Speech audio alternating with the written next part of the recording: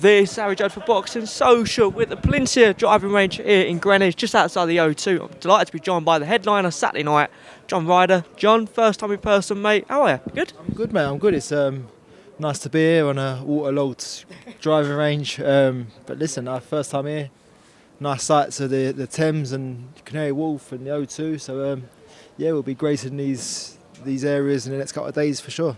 Home city as well of London, Islington boy, born and bred. So yeah, it's a meaningful fight for many reasons for you, John. Yeah, I mean, away fighter, how bad is it in London? It's not that bad, is it? A couple of miles from home. It's not all bad, is it? I was a away fighter in February as well on the Matchroom show against Danny Jacobs, so I quite like that underdog mentality. It gives me that bit in between my teeth. So listen, I'm an away fighter, but it's in London, so it feels like home to me.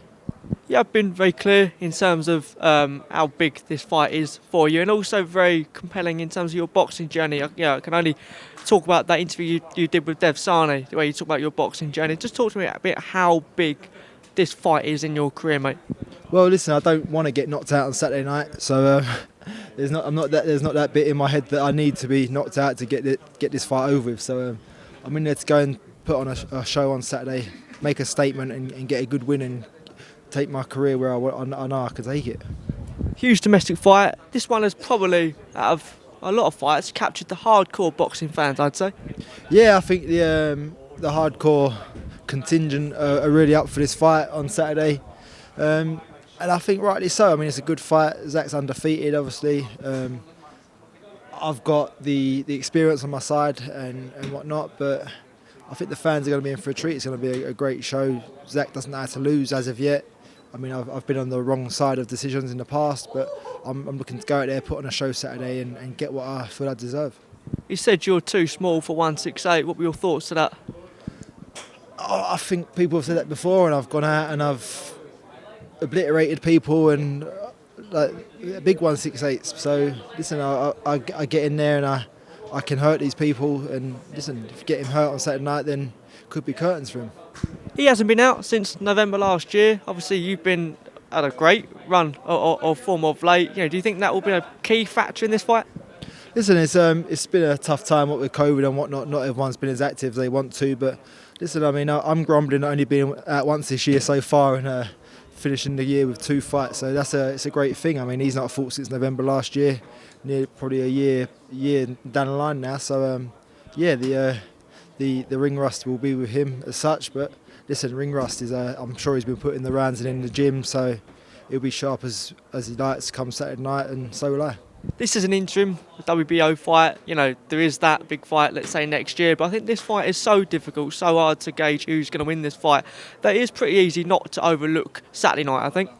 No, listen, I'm too old in the tooth now to overlook Saturday night. I've got a young, hungry lion in front of me Saturday night. I'm the old gorilla.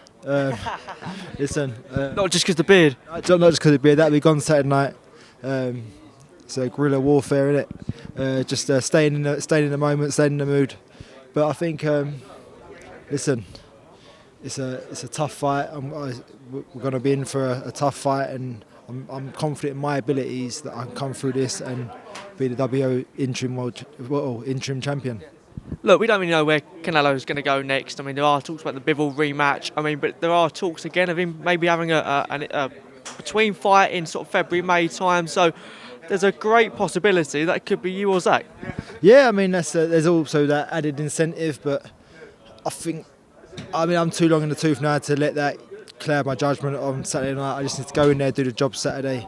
Listen, if that's something that comes about next year, then so be it. It'll be a dream come true, but I'm fully focused on Saturday night first and foremost.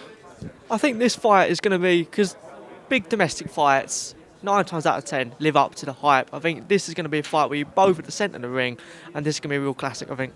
Yeah, definitely. It's got that crossover appeal of the Queensberry and the Matchroom. I think that adds to the pressure in there as well. And listen, I think the fans are really going to buy into that, the crossover appeal. So I'm excited to be part of it, and it's another big fight for my career and another big night. So I'm happy. You've fought some big names in your career, one of them being Billy Joe. Looks like he's going to make a comeback. Perhaps, we don't really know, but what are your thoughts of him hopefully getting back in the ring? Well, he's too good not to, isn't he? He's got the skills. It's a shame he's been out this long, but I suppose there's not been the opportunity so far, and he's obviously, I don't know, needs to get a few things out of his system. Like he's gone and had the biggest career defeat he could against Canelo, so he's been enjoying a bit of time, letting his injuries heal and whatnot, and yeah, he'll be good to go next year. There are thoughts perhaps that Eubank Jr. fight could be a possibility again. Is that a fight that's really the only fight out there for Billy Joe at the moment? No, I don't think so. I think there's other big fights. I think Billy Joe's not the kind of fighter that wants to take comeback fights. He'd be happy to go in there with a champion next. And listen, obviously got the Benavidez Plant fight in the pipeline, so I mean he'll be called out all the big names. He won't be shying away from nothing. So listen, he could fight anyone. You just don't know. Sticking with that, there is talks between Liam Smith and Eubank. Another great domestic fight. Just your thought on that one, mate? Good fight. I mean, I'd have to favour Liam Smith in that. Liam Smith's got that real dogged determination. He doesn't seem like he knows how to lose, and he never got that bit of quit in him. He'll find a way. So I'd have to favour Liam Smith in that fight. Yeah, I think there's a lot of people would say the same in that fight, but I think most of all, it's just a great fight, isn't it, for boxing? Yeah, I mean, they're going to put it all on the line. And like you say, good fight for the fans, and yeah, real treat for the fans. Callum said yesterday that perhaps he would, long down the line, we don't know where Conor BENN's going to be later on, but that Eubank Jr. fight, if all goes well, could be a possibility again. We don't know Conor BENN's situation, but he is open to the thought of making that fight again. What's your thought? Is that a fight that people really want to see now?